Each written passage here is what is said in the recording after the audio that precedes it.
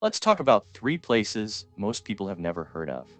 Not the Eiffel Tower, not the Colosseum, not the Great Wall. Three places that were, at their time, absolutely mind-blowing achievements. Places that changed how humans thought about what was possible. And most people walk past them in history class without a second glance. Let's fix that. Sigiriya. There's a rock in Sri Lanka, not a small rock. A 200-meter volcanic plug rising straight out of the jungle floor. Completely vertical, completely alone, like someone dropped a giant fist from the sky and punched it into the earth. Now imagine you're a king. The year is around 477 CE. You've just done something terrible. You've killed your own father, buried him alive actually to steal the throne. Your brother is alive. He's angry. He's coming for you. What do? Most kings build walls, hire soldiers, make alliances. King Kashyapa looked at that rock and said, I'm going to live up there. Not as a joke. He actually did it.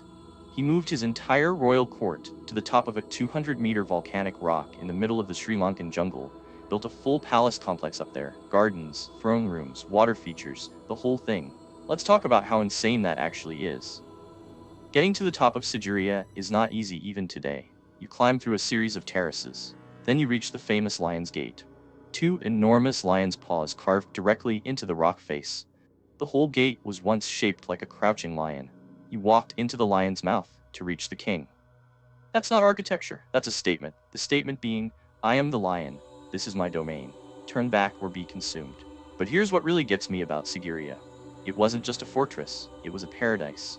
On the way up, halfway along the rock face, there's a sheltered gallery, protected from the rain for over 1500 years, and painted on that wall, frescoes. Life-sized women, some topless, some holding flowers, some emerging from what looks like clouds. Who are they? Nobody fully agrees. Some say they're celestial nymphs, some say they're ports of Kashyapa's 500 concubines, some say they're depictions of the goddess Tara. We don't know. And that's part of what makes it haunting. Because below those frescoes is another wall, a polished plaster wall, mirror smooth. And on that mirror wall, ancient visitors left graffiti. Not spray paint, scratched poems. Over 1,500 of them, written between the 6th and 14th centuries. People climbed this rock just to write poems about the women in the paintings above. One poem says, the ladies who wear golden chains on their breasts have not spoken to us, so we leave these words. That man has been dead for 1,000 years. And I still understand exactly what he felt. Now back to the top.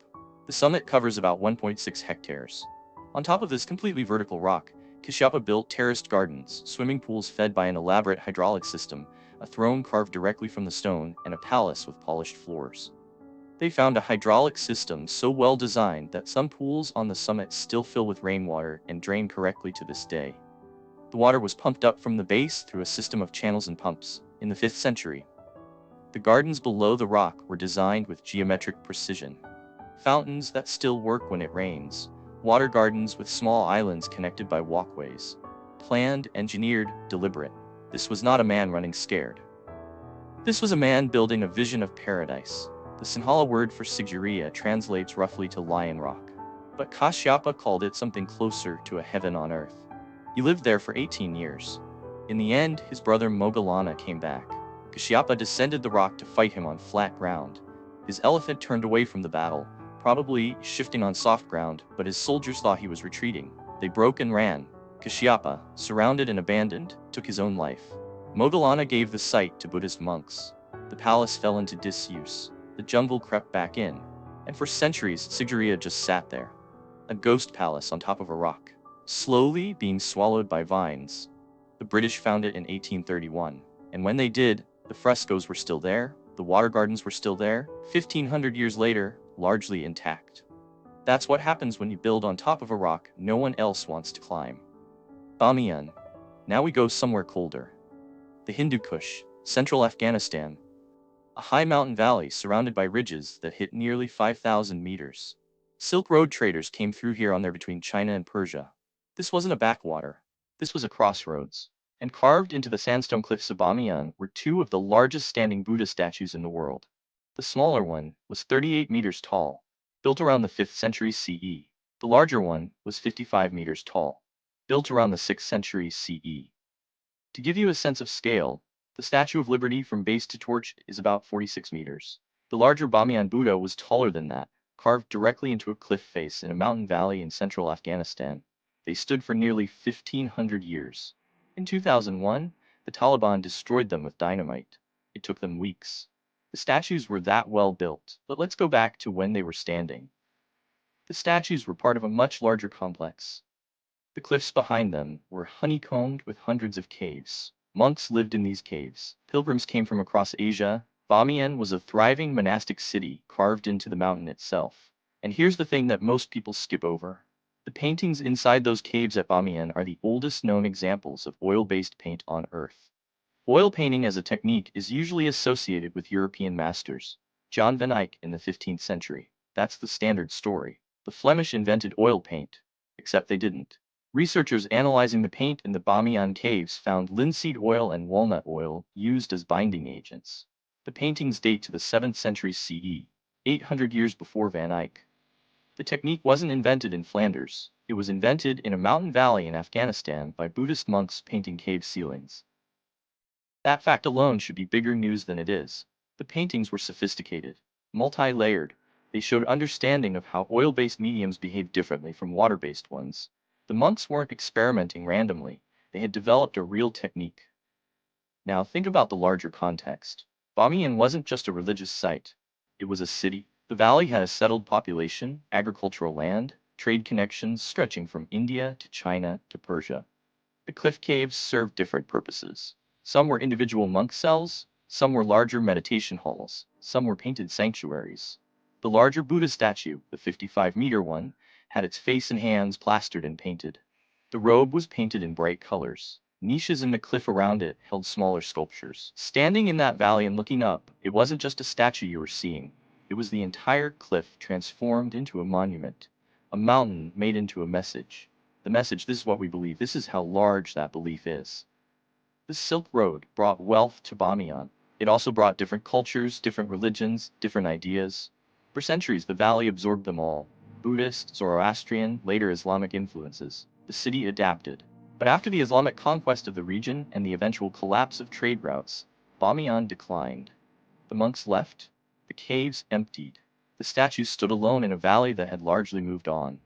And then in 2001, in a matter of weeks, the two largest Buddhist statues in the world were turned to rubble. The destruction was broadcast on television. The world watched. What wasn't broadcast was what archaeologists found afterward. In the rubble and in the caves behind where the statues stood, they found fragments of manuscripts, older paintings, additional sculptures, things the statues had protected simply by existing. Some of the cave paintings survived, including those oil-based murals, damaged but there. The empty niches are still there now, two rectangular holes in a sandstone cliff, the shape of what was lost. There are ongoing debates about whether to rebuild the statues. Some say yes, some say leave the niches empty as a monument to what destruction looks like. Both arguments make sense. That's the hard part. What I think about is this. Those monks in the 7th century, mixing walnut oil into their pigments, had no idea they were inventing something that would eventually become one of the most important techniques in Western art. They were just trying to make the paint stick better. They were trying to make something beautiful that would last. It lasted 1400 years. That's not nothing. The Arch of Khusro. Let's go to Iraq. About 35 kilometers south of modern Baghdad, there's a structure still standing in the flat, dry landscape near the town of Salman Pak. It's a ruin. Half of it is gone. The right side of the facade collapsed during a massive flood in 1888 CE. What remains is the left half, and rising from that half, an arch, the Taq Kasra, also called the Arch of Khusro, the largest single-span brick arch ever constructed in the ancient world. The span is about 25 meters wide. The arch rises about 37 meters high. The entire structure, when it was whole, was roughly 240 meters long and 120 meters wide, and it's made entirely of brick, no stone, no concrete in the modern sense. Brick, laid without centering, meaning without wooden supports holding the arch up while it cured. Normally, when you build an arch, you construct a wooden framework, build the brick around it, let it set, then remove the framework. The arch holds itself up once the keystone is in place. The builders of Taq Kasra didn't do it that way. They laid the bricks at an angle, leaning back against the wall. Each course of bricks slightly more angled than the last, extending forward over the void.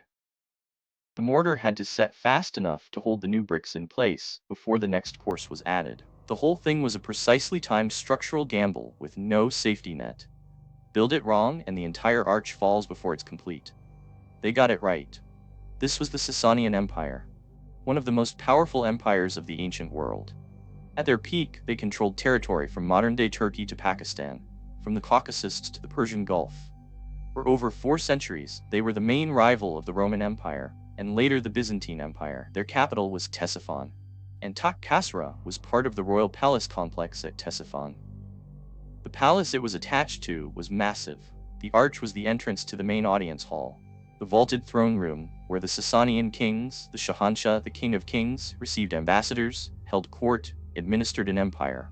The floor of the throne room was reportedly covered with a carpet so large and elaborate that later historians called it the Spring of Khosrow. It depicted a garden, flowers, streams, birds, woven in gold thread and gemstones. When the Arab armies conquered Ctesiphon in 637 CE, they cut the carpet into pieces and distributed it as war spoils. Each piece taken separately was still worth a fortune. The arch itself survived the conquest. The Arab caliph reportedly considered demolishing it but was persuaded to leave it standing. Even the conquerors recognized what they were looking at. Think about what this building represents technically. Roman arches used concrete and stone. They were incredible structures. But the Sassanians built in brick, in a region with very little quality stone and no access to Roman concrete formulations. They worked with what they had, and they pushed that material further than anyone had before. The arch has survived floods, collapsed sections of its own structure, centuries of neglect. 2 world wars happened within a few hundred kilometers of it, various military operations in the modern era. It's still standing. The brickwork is exposed now, the plaster long gone. You can see how it was made. You can look at the courses of brick and trace the angle of construction. The structural logic is visible. Engineers still study it, because here's the uncomfortable truth. We don't fully understand exactly how they did it. We know the general method, but the specifics, the mortar composition, the precise sequencing, the engineering calculations they must have made, those are lost. They didn't write down their building manuals in a way that survived. So we have the result without the instructions. A 37-meter brick arch, standing in the Iraqi plain, built sometime in the 3rd to 6th centuries CE, and we're still reverse engineering the how. Ctesiphon itself is gone. The city that was once one of the largest in the world. Some estimates put it at 500,000 people at its peak, making it among the biggest cities on Earth at the time, is gone. The arch stands in what is essentially an empty landscape. When the Arab armies took Ctesiphon, they reportedly found the palace mostly abandoned. The last Sassanian king, Yazdegerd III, had fled. The treasures were taken, the carpet was cut up, the empire's centuries of accumulated wealth was distributed. The arch was left because you can't carry an arch away.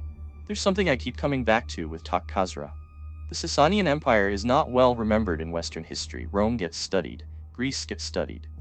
The Sassanians, who matched Rome militarily for centuries, who produced sophisticated art and architecture and literature, who transmitted Greek scientific texts to the Islamic world where they were preserved and built up upon.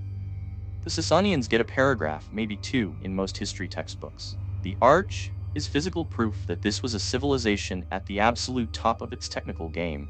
They built the largest brick arch in the ancient world because they could. Because they had the engineering knowledge, the labor, the materials, and the ambition to do it. That's what empires do when they're functioning at their peak. They build something that says, we were here, and we were capable of this. 3 structures, 3 different civilizations, 3 different corners of the ancient world. What they share is this. They were built by people solving real problems in real time with the materials and knowledge available to them. And they built so well that the results lasted centuries. Some have lasted millennia. Kashyapa wasn't just hiding on a rock, he was building an idea.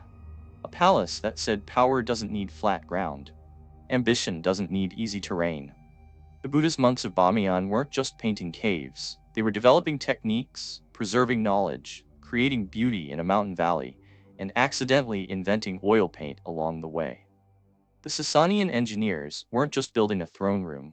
They were pushing their material to a limit no one had reached before. A brick arch so large we're still studying the physics of how it holds together. None of these places made into the standard 7 wonders lists. That's fine. Lists are for tourism. But these places are proof of something more important. That human ingenuity was never limited to the civilizations we happen to write more books about. That the ancient world was full of people solving hard problems brilliantly, in places we don't talk about enough. Sigiriya, Bamiyan, Taq Kasra.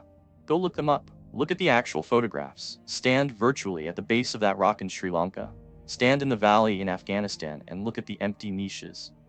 Look at that half-arch still standing against the Iraqi sky. These places existed. They were built by human hands and human minds, and most of them are still there, waiting for you to pay attention.